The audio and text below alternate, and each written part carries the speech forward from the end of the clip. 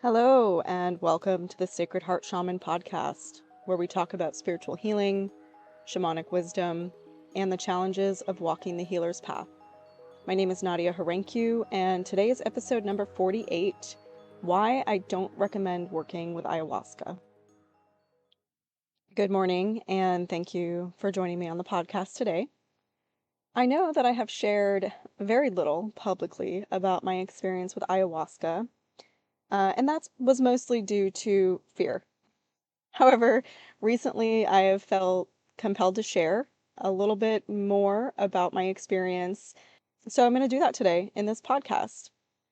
I'm not looking to convince anyone of anything, but rather to share from an authentic place where I have seen and experienced certain things and I feel like it needs to be talked about. So in the podcast, I'm going to share personal experiences with both sitting in ceremony and facilitating.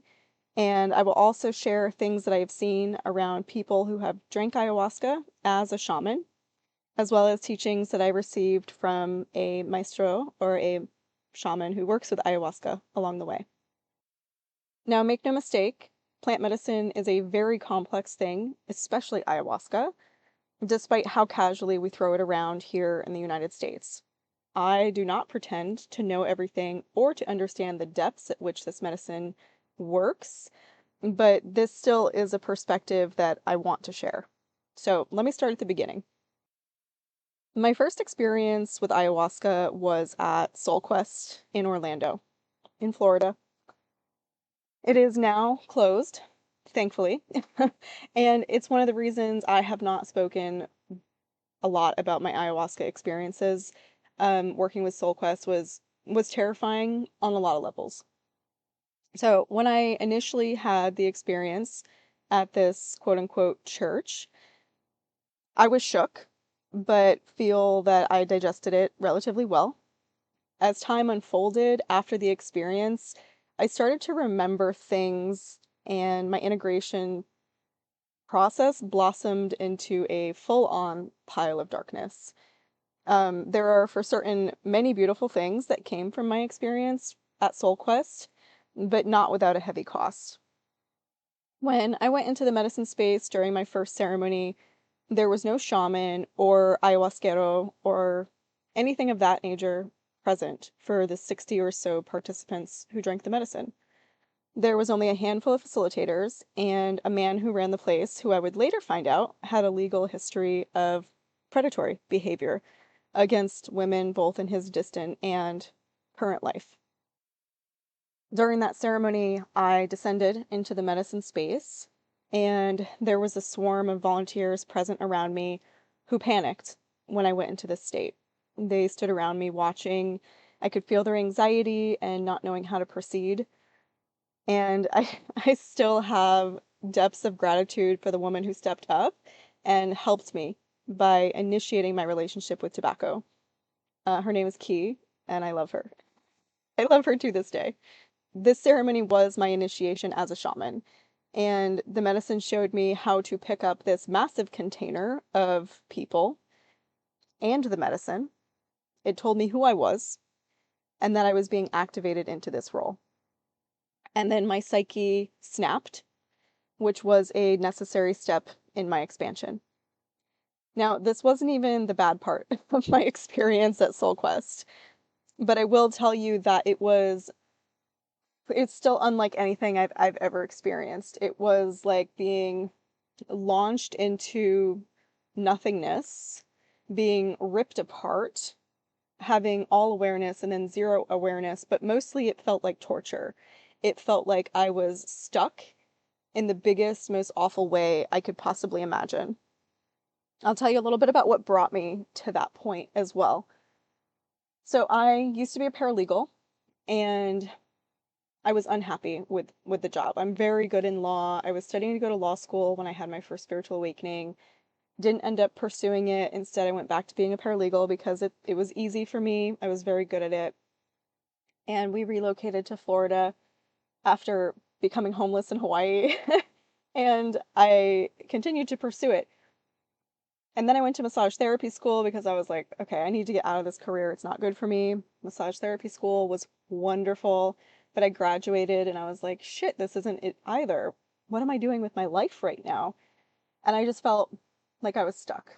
Like I was stuck. And I kept getting this message like from spirit to go deeper, go deeper, go deeper. And I couldn't find anybody to take me deeper. I ended up signing up for an ayahuasca ceremony in this state, and then Soul Quest got shut down, and I had paid for it, and they were like, all right, you can use your payment at a later date.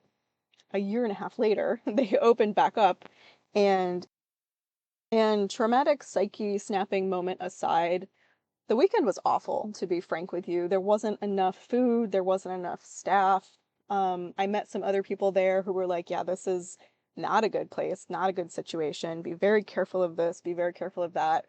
Overall, it was full of red flags, but I was sold. I had been given a peek into the other side, and as scared as I was, that was the first day of the rest of my life.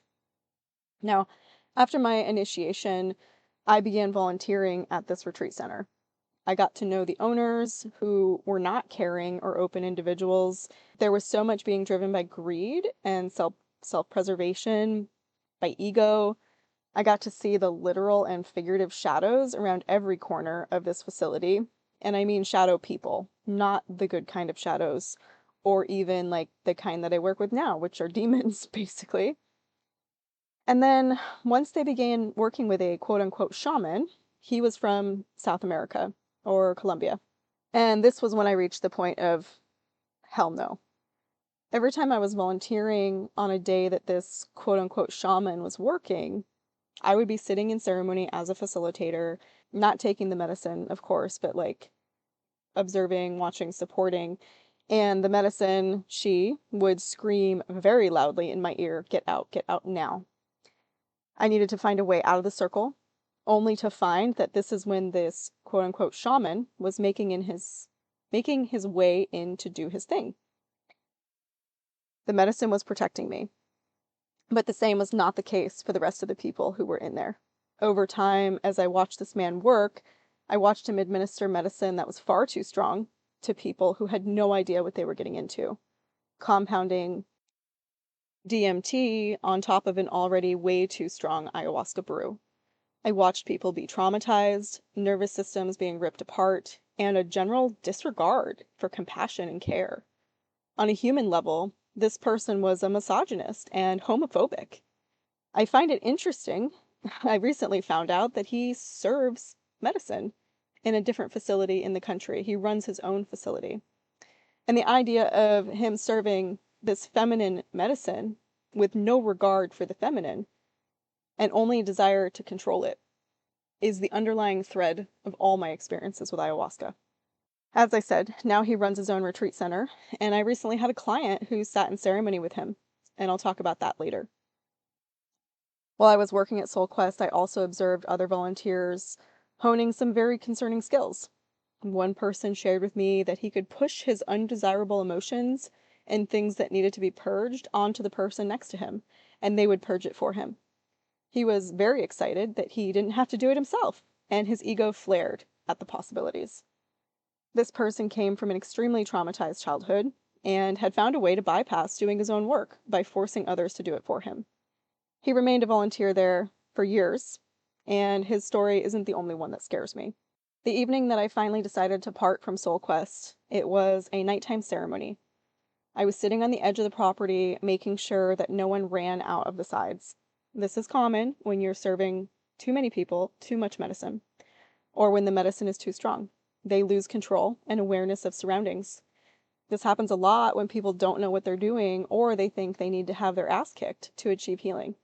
This is a toxic view of how the world works, and a dangerous one. Anyway, I'm sitting there, and I'm sober. In this place, facilitators are not allowed to drink, even a facilitator dose. And I see this massive shadowy figures all around the property, on the outskirts of the ceremony space. They are feeding off the group. They're not feeding off the darkness. They're feeding off of people's light. That night I left during the ceremony, and I knew that I would never return. There are forces at play here that even feel uncomfortable to talk about, because I feel a chill in my spine when I think about them. When I think about the things I saw and experienced for myself, many of which I won't even go into very deeply on a public level. Despite denial to practice from the DEA, a literal death due to negligence, and obvious money laundering, the facility has been open until last year, I believe, when it finally got shut down because the person who died, his family, sued SoulQuest and won. And every time I had a client who sat in ceremony at SoulQuest, I knew that I had to be prepared for some serious repair and cleanup because it was literally always necessary. Now, I probably should have said this at the beginning of the podcast, but it's not too late. The things I'm sharing are important because my job is to read the bones of the universe. I'm an oracle. So I look for the signs, the patterns, the things that reveal themselves. And in these stories, in my experiences, what wants to reveal itself is very clear. These are not cherry-picked experiences. Have I worked with people who are like, yeah, ayahuasca saved me, it changed my life? For sure. But when you take a deeper look at the situation, there's always something rotten within it. It's very interesting. And people get very defensive about ayahuasca. I posted a blog about it a few years ago and I got so much hate mail. And that's when you have to question things. If your truth being spoken triggers people to that extent, there's something more here to be looked at.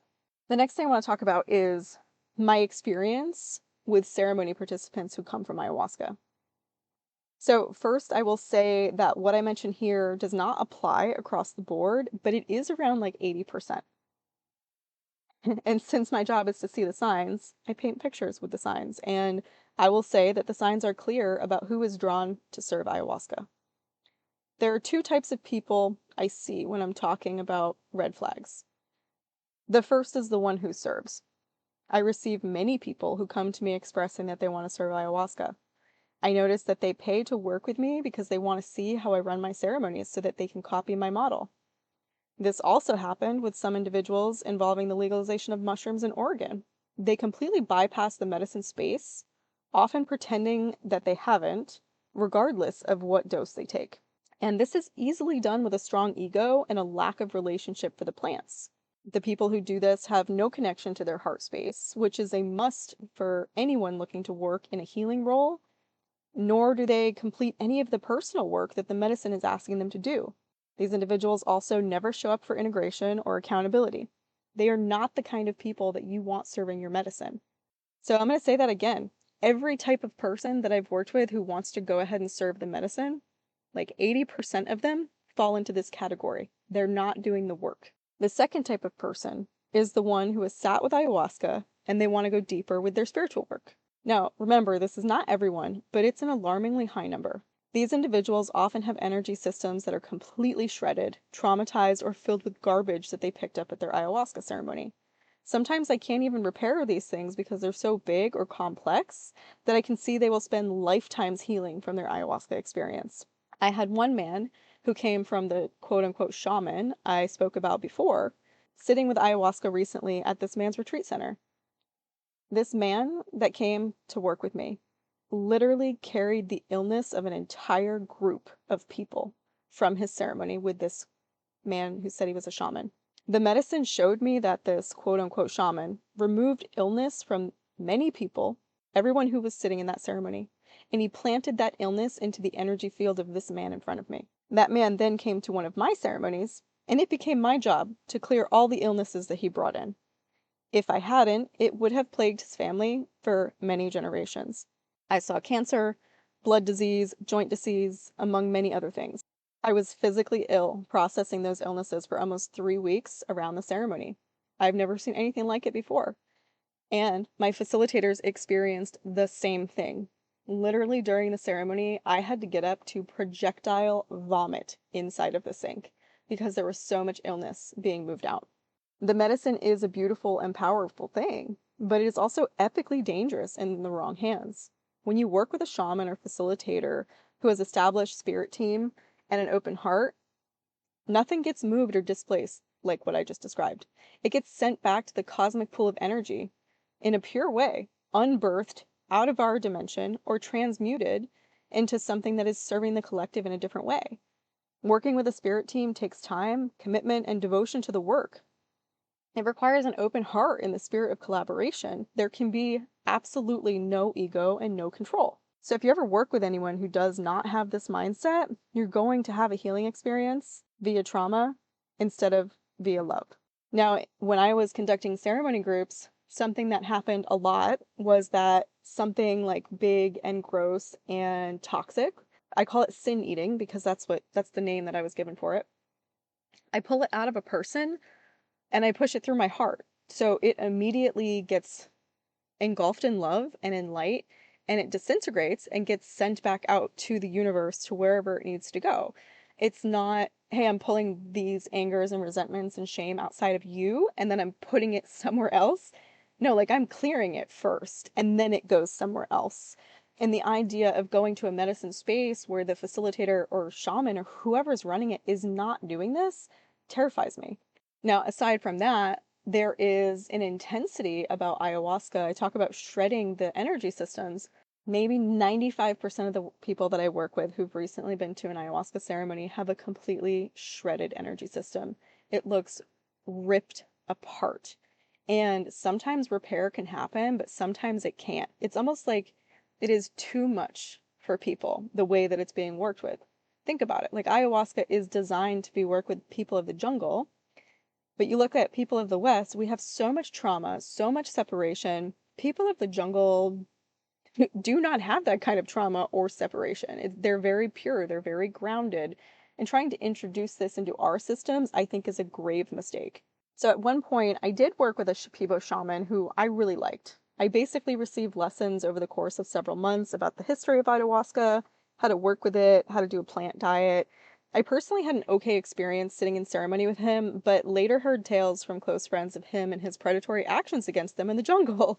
I haven't heard from him since, but that's how most of my teachers come and go. Anyway, this doesn't discount the knowledge that he shared, and those notes are something that I still consult on this until this very day because they have applied to many areas of my life. That is a true shaman. He's the one who taught me about the apus or the mountains that I can work with, how to do a plant diet without going to the jungle. He also shared a lot of information about white magic shamans and black magic shamans or brujas. He shared that even no one in the tribes know who is the one that carries black magic. Because if you go sit in ceremony with them, they steal any progress or insights that you've discovered and they take it for themselves. That they can only take it from you.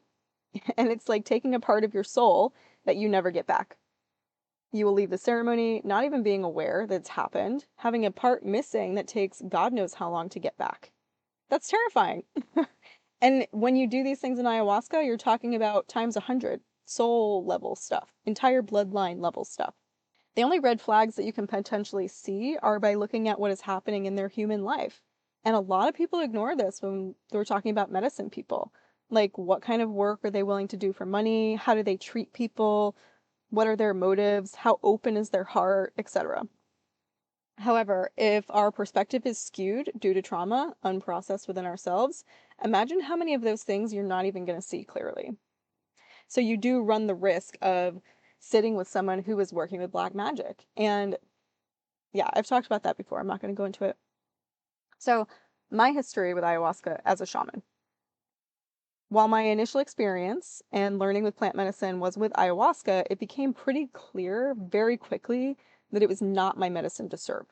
I had one epic ceremony where she showed me the medicine of my voice, how to suck illness out of people's bodies, and how to perform physical healings with my hands. That was a really cool experience. I was shown how to sing and how it changes the vibration of the entire room, town, planet, which was very cool. I was shown how to like suck illness, literally like putting my lips on a body and being able to transmute it in my throat. And then I performed physical healings during that ceremony. And then I was sent on my way and told never to return. I received many messages after that it was not good medicine for the people of America, that our ancestral trauma is too great, there's too many splits and disconnects, and that ayahuasca would inflict more trauma that would take generations to repair. The ayahuasca would be the harder and longer path to healing, and that it was not easy for us to integrate, that many people serving it are doing it from ego and control. Gotta love that patriarchy energy we're always talking about. And from this method of serving, most trauma is inevitable. It keeps us on the path of needing severe trauma in order to heal, in order to come into our power. Just like an abusive relationship. The spirit of ayahuasca asked me to work with her through mushrooms and through shamanic work, which is what I've been doing ever since. And even still, now the mushrooms are gone as well, for the most part. They're meant to be teachers. They're not meant to be someone that you go back to over and over and over again. They want you to learn how to do the multidimensional work without ingesting them. So it's the same level of healing with the same spirits, except it's easier to integrate, it's more gentle, it's slow, it's super deep, like in a grounded way, not in a kick your ass medicine way. And a lot of people struggle to accept that this is okay and amazing. It doesn't have to be hard to heal, and it can be filled with love and comfort. No one needs to be punished. No walls need to be kicked down. That's a terrible way to approach healing. That's very old world way, very masculine. Not just masculine, but like toxic masculine. So when I sat in Peru in ceremony last January, that sucked. And during that experience, ayahuasca again was like, what the fuck are you doing here? Get out. She's like, go back to America and be a real shaman up there. We're already working together, and what you're doing is what you're supposed to be doing. You're still working with me. You're just working with me in a different way. And like that this form of ayahuasca is not the way for you. It's not for the people of America. So sitting in ceremony in Peru was very interesting because I expected it to be more profound since I was in Peru, right? That's like where people have been working with it forever, especially the indigenous people. And what I found was the same disconnect and disappointment. I found the same freaking trauma. While the place that I sat with was safe on all like the logical levels, it also didn't clearly get served the way it wanted to be served. The conductor and his team seemed like people who were just fine, but they were like very far removed from the heart of the medicine that I know and love.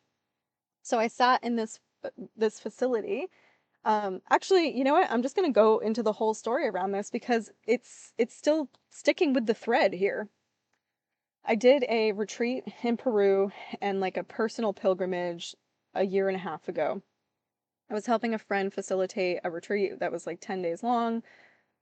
I was supposed to be helping facilitate, and then things got weird and she got deep into the control of it, I think. And about halfway through, the group was supposed to sit with ayahuasca. Now, I was on board to work with Wachuma. I'd never worked with that medicine before, and it sounded like a great experience, and it was. But before that, they were doing an ayahuasca ceremony, and I didn't want to sit with ayahuasca. I was very clear about my experiences and my messages, and I told the staff that, who were supposed to be on my level, we were supposed to be co-facilitators. About half the group were previous clients of mine, and I wanted to talk about my previous experiences with ayahuasca because they were very predatory in all the ways.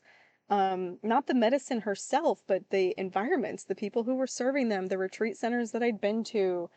Anyway, I wanted to talk about this, and the facilitator of the retreat actually wouldn't let me talk about it. She was afraid the people of the retreat were going to follow me and not sit in ceremony, which is an interesting concern. However, my experience was still valid.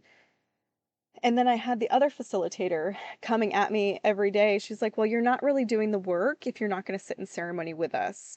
And I said, well, I'll come as a facilitator and I'll assist your participants and hold space.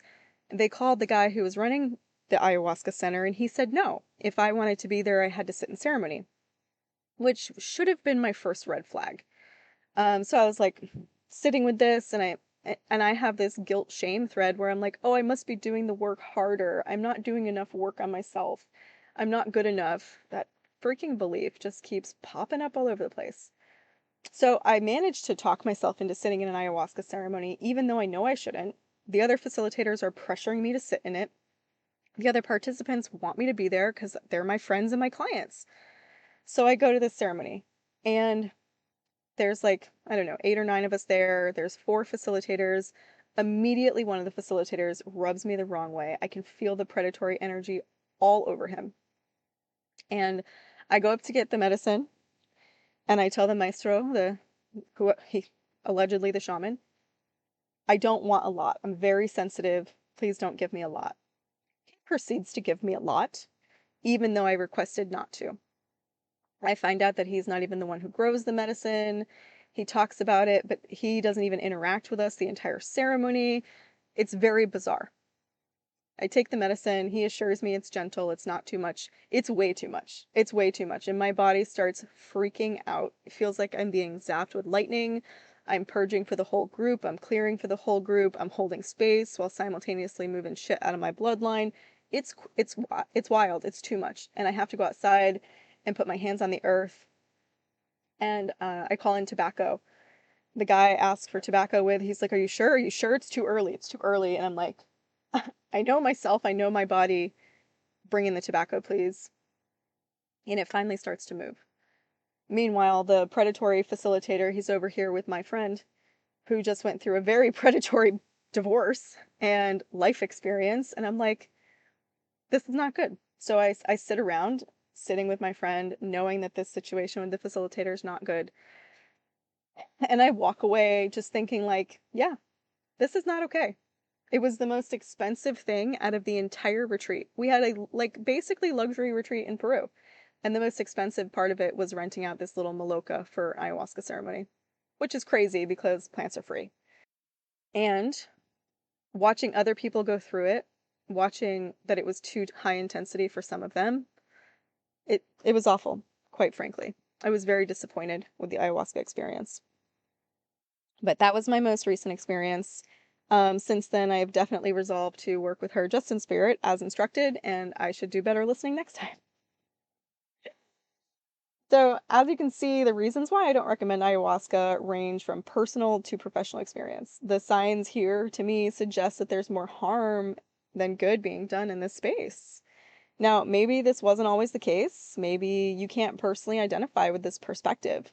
Maybe all this trauma is necessary for us to wake up and make these changes collectively. Yeah, I don't feel that this last one is the case. This is an old mindset we need to let go of. And that's okay. It still needs to be talked about. Additionally, the fact that I don't recommend ayahuasca is not entirely a blanket statement. Occasionally, I do meet people that I feel are being called by ayahuasca or who need this medicine in its original form. In this case, I have very specific facilitators with whom I refer them to. I've only ever met a very small handful of people who the medicine has expressed as people who are allowed to serve and carry her with true integrity. They're not people that you would find on a billboard because it's not how this medicine wants to be spread. They don't charge high prices for a single ceremony or serve 50 people at a time because there's no greed involved. It's all heart. That doesn't mean that they're free or that they're highly accessible, but the intention, the feeling behind it is very specific. They are often very sweet, humble individuals committed to the plant medicine path, and they're genuinely a hard thing to find. So, if you've had this experience with ayahuasca or you're desiring this experience with ayahuasca and you want guidance, please reach out. There are other ways to do the big work to transform, ways that are easier to integrate, that are setting you up for success in life, not just with a specific trauma you're trying to clear. There's just so many other ways to go through this without inflicting more damage and more trauma and more things for you to heal from. So even on the surface level, it might sound like a good idea. There are very few instances that I've seen where it actually is. So thank you for joining me on this podcast today. I hope you have an amazing rest of your day. If you enjoyed this podcast and want to know more about me and my work, you can find me at www.sacredheartshaman.com.